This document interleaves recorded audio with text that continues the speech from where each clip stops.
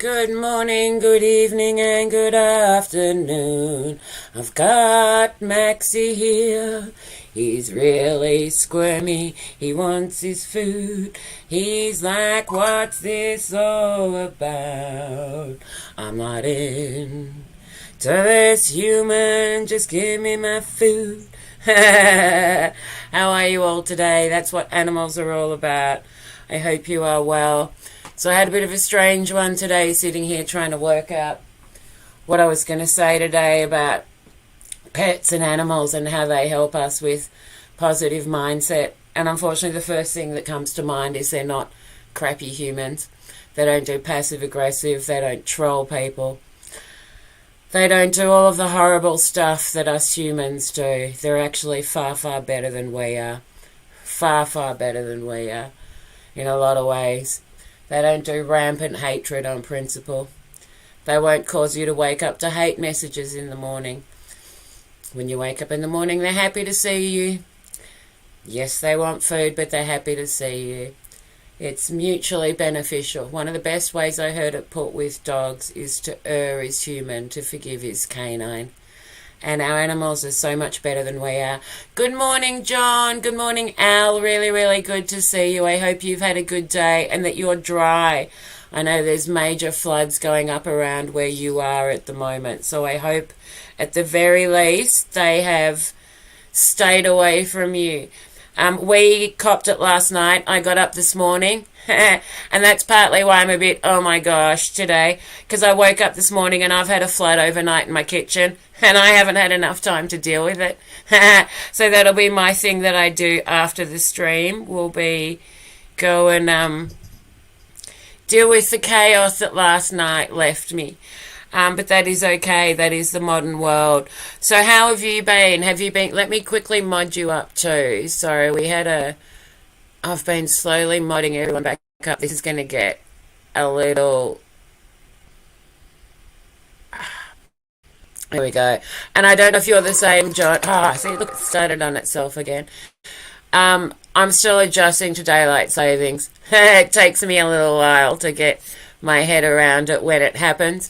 And I'm waiting for spring still. I don't know if you've had spring happen there properly, but we certainly have not. So, on that note anyway, because I'm a little sad, let's play some music and try to talk about some of the wonders of pets and animals. So here we go. Here's a little Kalimba.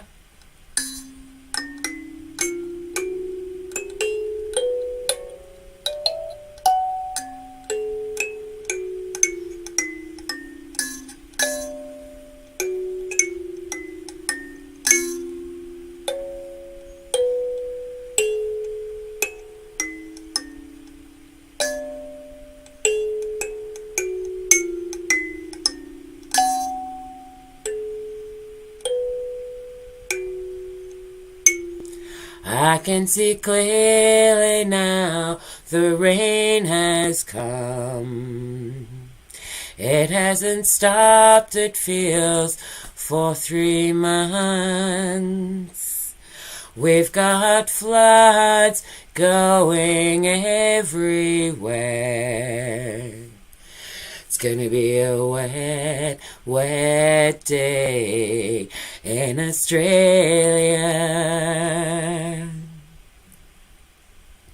We had the fires before that. It seems to jump from one to the other. It is bushfire, flood, or lockdown.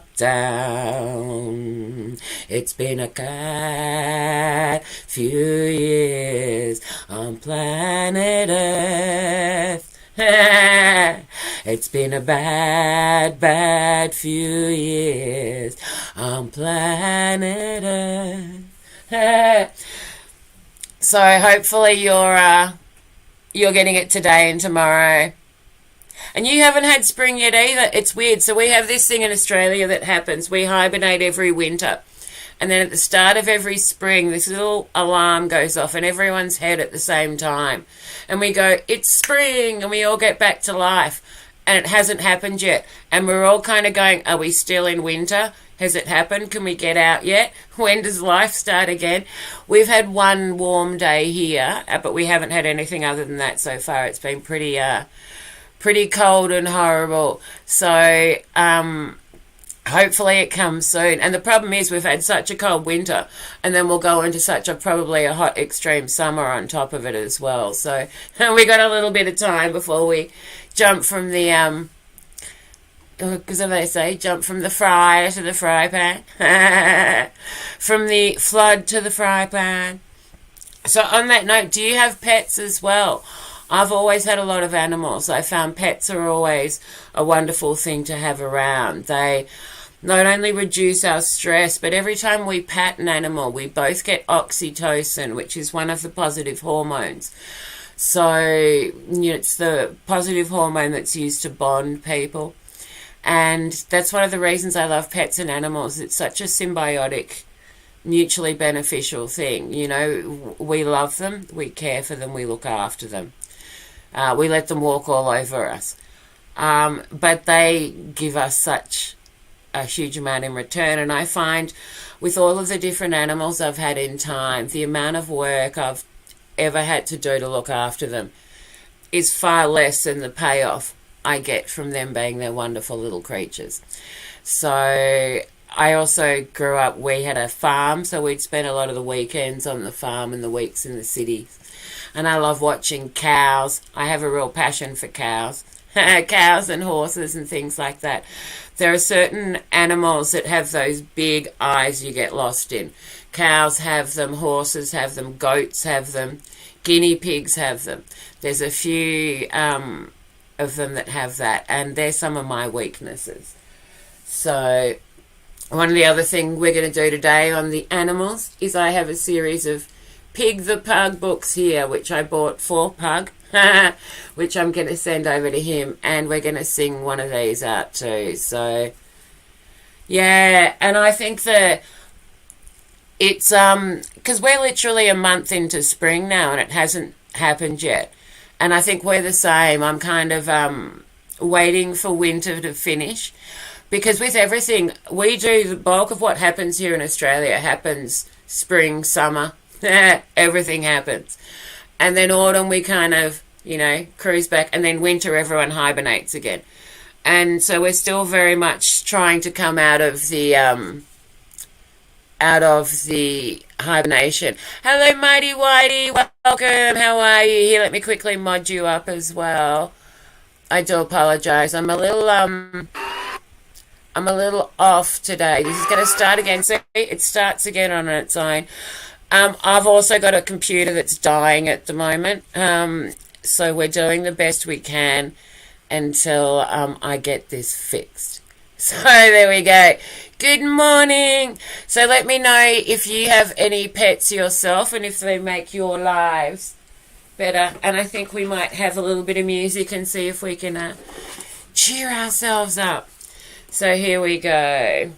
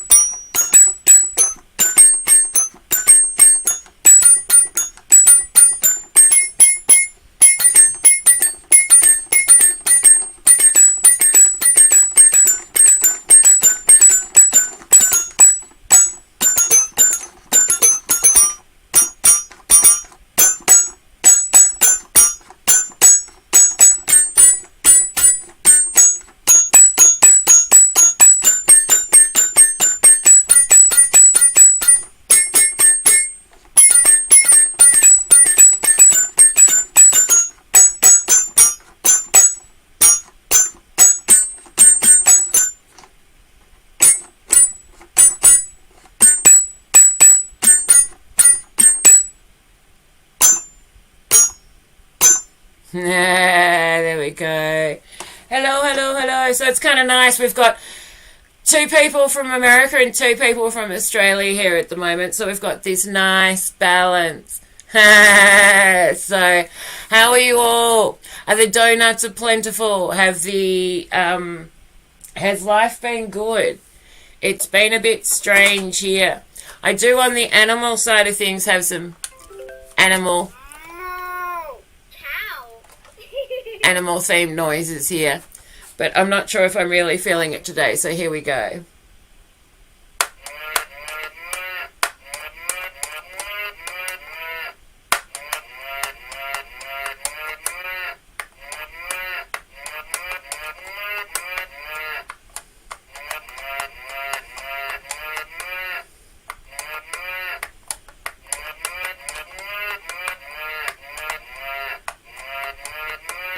I'll tell you what, this is what I want to say to today. Ha! Quack off! Quack off! Quack off! I'm out of here today. Quack off! Quack off! Quack off! Too much hate. Quack, quack, quack, quack, quack, quack, quack. But look, that's what it's all about. The reason we love our animals and our pets is they are so much better than human beings. So much better than human beings. They don't, they make our lives better. They won't stab us in the back when we're not looking because they feel like it. They won't do passive aggressive because they're having a bad day. They won't do all of this stuff. They run entirely and purely on instinct. And, nice, you got a rag doll. I love rag dolls. So, ragdolls does it have the piercing blue eyes? I'm assuming it does. I love ragdolls. I've had so many different cats and dogs and guinea pigs and all different animals over the time. We all love our animals. My favourite animals are these. My absolute favourite animal in the entire world is a wart hog. I don't know if you've ever seen a wart hog. They are the most delightfully ugly things in the world. I just adore wart hogs. There's something about them that I love wart hogs. I just love them. They are so ugly. They are beautiful. They're like, this leathery skin and tiny little tufts of hair and these, I just love wart hogs. So for me, wart hogs are my favourite animal in the world. My second favourite is a Komodo dragon, which is one of the closest links to the prehistoric animals. It's very much a dragon. You still get a lot of them in Sumatra, Java, not too far from where we are up north. And my third favourite animal is an owl. I just love owls. I love the way that their heads turn, the way they perceive things, the way that they twist with almost an imperceivable motion. So though I love all of them. They're actually my three favourite animals. I spent a bit of time thinking about that in my younger years, trying to decide which animals were the ones I really, really loved. So there you go, pure white with piercing blue eyes. So you're the same. You've definitely got the same. And look, there's nothing like it as well. I believe the difference between a house and a home is often an animal and a pet. So I've lived on my own for a long, long time. Coming home to animals is great. You come home to a home. I'm just as happy about seeing them as they are about seeing me. Whereas if you don't have animals, you come home to an empty house and you're often like, well, why am I here? Let's get out and do something. So I find that's a lot of it as well. And, they make our lives better in so many ways. So many ways. Like, there's nothing like going to sleep at night and having a cat curled up on your bed and waking up in the morning and it being happy to see you, or a dog or any animal, or going out of the house and seeing the birds respond to you, or, for me, walking to the park and seeing horses that I get to feed and all that sort of stuff. So there's been a huge amount of... Now, on that, we've actually had Carl's Jr., the chain, come to Melbourne recently. So we, in Melbourne, have recently had Carl's Jr. move in. We've got an In-N-Out burger now. We've got a couple of other ones. I haven't made it to In-N-Out yet because it's over the other side of Melbourne. So it's like, am I prepared to drive an hour for an In-N-Out burger? No. No, I am not. But if I happen to be over that side of town, it's not too far from where my family is. I will go and... Have you had them turn up there as well? Because we've obviously had a huge amount of the American chains come in. So you go, here comes the cat again, which is what I've been waiting for. Yeah, YouTube has been precarious recently. So I've been going through a big update, and I find whenever that happens, everything gets really screwy and strange for a while. And we've definitely been in a bit of a period of that. I So is it like more a fast food chain than a restaurant? See, I would have considered that a fast food chain and not a restaurant per se. So here we go. Let's say we've got little Mr. Maxi here. Okay. There we go. So here's my precious boy. So Maxi, I don't know if you is actually almost twice the normal cat size. He's a big boy. I'm used to being able to pick my cats up with one hand, and he's not a one-handed cat. He's a big boy. He weighs about 8 kilos. So I think that's about 18, 19 pounds. He's like, I'm out of here. And cats and pets and animals keep it really interesting. Really interesting. For me, my ideal would be that I'm on some land, some agricultural land with animals, lots of animals, preferably all rescues. And a guard goat called Nancy is my end-of-life plan. That's what I want more than anything. Yeah. But it's a lot of that's coming in here, and we get a lot of the what do they call them? Like a pop-up restaurant, I guess, for a few weeks, where you'll they tested that with In-N-Out Burger first. Like we had this little pop-up one for a little while, and then they went, okay, it works. The same reason we have Krispy Kreme. So Krispy Kreme donuts, they originally tried in Melbourne, and they went and chose the lowest social economic area because they decided that's where people would be more likely to buy donuts than a meal. And it worked. And then they sort of took over everywhere. We had Krispy Kreme chains everywhere. And now every single 7-Eleven in Australia sells Krispy Kreme donuts. And you'll have a few other things like that. So we get a lot of your American chains come in. A lot of the supermarket chains, things like Costco and stuff like that. We have a lot of the ones that, say, have died in America, like Kmart, that are still going strong here. We get Kmarts, Targets. We don't have Walmarts, but we do have, and we have quite a few of the German chains coming in on the food side of things now, particularly with things like Aldi, which have, taken over everywhere. I know we've got another couple of ones here. So I imagine John will have a similar amount, but not too much. John's maybe, half an hour's, maybe a little bit more, drive out of Sydney. So a lot of that stuff will be in Sydney, but I don't know how much of it will have, certainly things like your Costco and stuff won't have made it up to Newcastle yet. We got IKEAs everywhere. It's the same as everywhere. We're all becoming a very homogenized world. We're all wearing the same clothes, same brands. We're all eating the same foods. We're seeing the same stuff everywhere. A lot of that cultural differences are getting lost, I guess, for a better way of putting it. So on that note, I do apologise, everyone. I am a bit off today, but I did decide as well that I wanted to come and do the chain instead of just not doing it. So what I might do is I might read us one of these Pig the Pug books. Hello, welcome Lenny, really, really good to see you. I hope you are well today. Here, let me just quickly mod you up.